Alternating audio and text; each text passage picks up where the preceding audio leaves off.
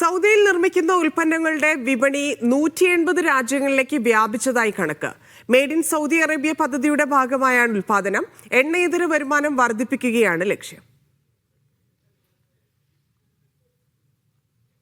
Made in Saudi Arabia പദ്ധതിയുടെ ഭാഗമായാണ് രാജ്യത്ത് വിവിധ ഉൽപ്പന്നങ്ങൾ ഉൽപ്പാദിപ്പിക്കുന്നത്.